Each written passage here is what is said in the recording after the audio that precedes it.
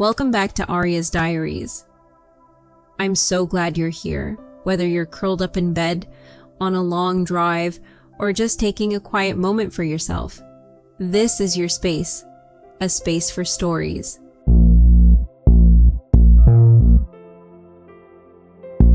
This is it, the final chapter.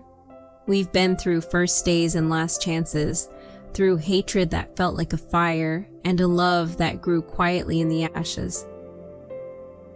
Tonight's story is about endings that feel like beginnings, about saying it out loud, about choosing your person, even when the whole world is watching. So get comfortable, let's finish the story.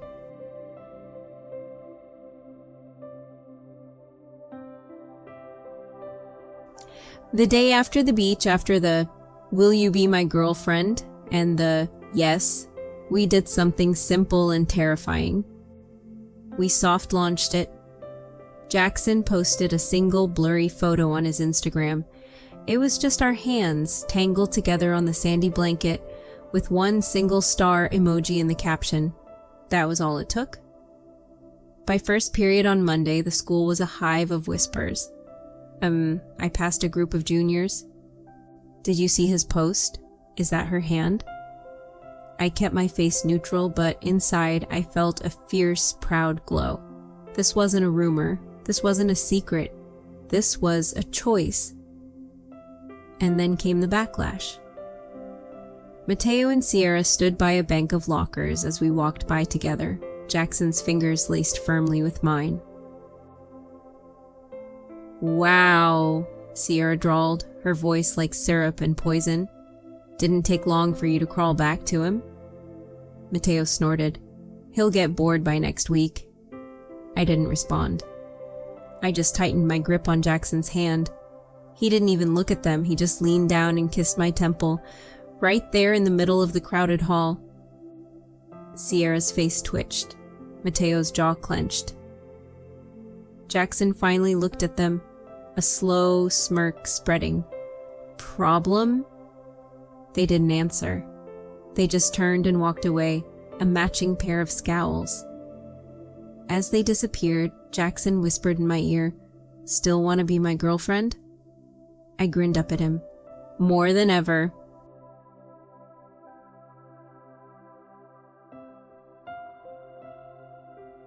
That Friday, he picked me up for our first official date. His beat-up Jeep was cleaned out, with fairy lights strung across the dashboard and a tiny bouquet of wildflowers on the passenger seat. "What is this?" I laughed. "Our first official date," he said, smiling. "Thought I'd start strong."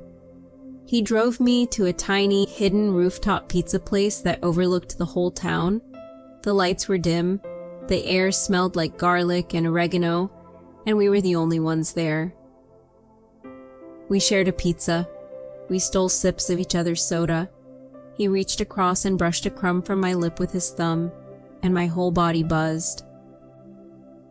After, we drove to the lookout point by the lake. No one else around. We sat on the hood of his Jeep, wrapped in a single blanket, and just talked. About college plans, about his dream to get as far from his dad as possible, about my fear of the future, about the first time he realized he didn't hate me anymore. "It was when I kicked him," he said, which made me shove him off the hood. "I really thought I'd hate you forever," I admitted, my head on his shoulder. "I really thought I'd be alone forever," he said back, his voice quiet, just bouncing from one person to the next, never feeling anything. I looked up at him. This was kind of perfect. "Only kind of?" He raised an eyebrow. I rolled my eyes. "Okay, very perfect." And then he kissed me. Not like the desperate, hungry kisses before. This was slow, sure, warm, like a promise. We stayed there until the stars multiplied and the windows fogged over. We talked and laughed and kissed in the back seat. No pressure, no rush, just us. When he finally drove me home, well past midnight, he walked me to my window. "I don't want tonight to end," he whispered against my lips. "Then it doesn't have to," I whispered back. "It's just the first one." He kissed me goodnight like it was the last time, even though we both knew it wouldn't be. And for once, the drama, the whispers, the past, none of it mattered. The night belonged to just us.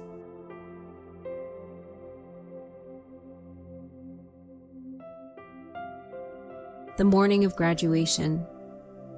My bedroom was chaos. Open garment bags, curling irons, makeup everywhere. Maya and Chloe were with me, both in their caps and gowns, laughing but with tears in their eyes. "Swear," Chloe sniffled. "If either of you starts crying during the ceremony, I will lose it." "I already lost it the second I zipped this gown up," Maya said, smoothing the navy fabric. "We're actually graduating, like, for real." I sat on the edge of my bed, my own gown pooled around me, cap balanced on my curls. My heart was pounding, not with nerves, but with a bittersweet, soaring joy. A knock downstairs, my mom's voice. "Jaxon and his parents are here," Maya squealed. "This is giving fairy tale ending." Chloe grinned. "It's giving happily ever after." We made our way downstairs, and there he was, Jaxon, leaning against the door frame in his gown, tassel hanging messily, that familiar smirk appearing the second he saw me. "Damn," he said, his eyes sweeping over me. "You make a cap and gown look good." I smiled. "You're not so bad yourself." Our parents mingled, all smiles and cameras. For a moment, everything just paused. Families, futures, friendships, all here, all proud.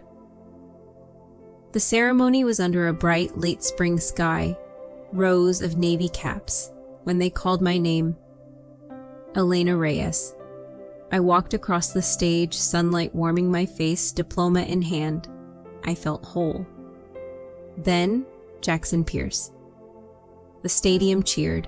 He walked across with that mix of swagger and sincerity, shook hands, took his diploma, and turned just enough to find me in the crowd.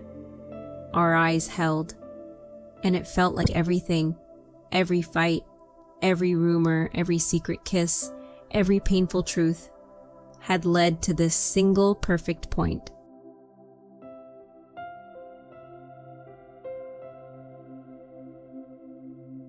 My backyard was strung with fairy lights that night. A small party with family and close friends, laughter, plastic champagne flutes, the smell of barbecue. Jaxon found me under the twinkling lights and took my hand. "Come here," he whispered.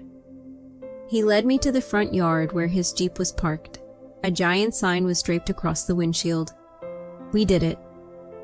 He opened the passenger door and pulled out a small, carefully wrapped box. "What's this?" I asked, surprised. "Open it." Inside was a leather-bound sketchbook. I opened the first page. It was a drawing of me, not me posing or dressed up, just me. Laughing, head thrown back, eyes crinkled, happy, free. The detail was breathtaking. I turned the page. Another, and another. Dozens of drawings, me studying, me dancing, me sleeping on his shoulder that night after prom. Every page was a moment he'd cherished, a piece of me he'd wanted to keep. My eyes filled with tears. "Jaxon, I know we're about to figure out colleges and distance and all that," he said, his voice rough with emotion. "But just so you know, I'm not going anywhere. Wherever you go, I will follow." He took a deep breath. "And I love you." The words hung in the warm night air. Simple, true, the final, necessary truth. I didn't hesitate. I didn't overthink. I stepped into his arms, burying my face in his neck, my heart so full I thought it might burst. I love you too, I whispered back. So much. He held me tighter, his lips against my hair. No chaos, no questions. Just love. Real, earned, ours. And so, the story of the boy I was supposed to hate ends. It ends not with a fight, but with a promise. Not with a secret, but with a truth spoken under the stars. Not with two houses divided, but with two people who chose to build a bridge between them. We were never supposed to save each other, and maybe we didn't. Maybe we just saw each other.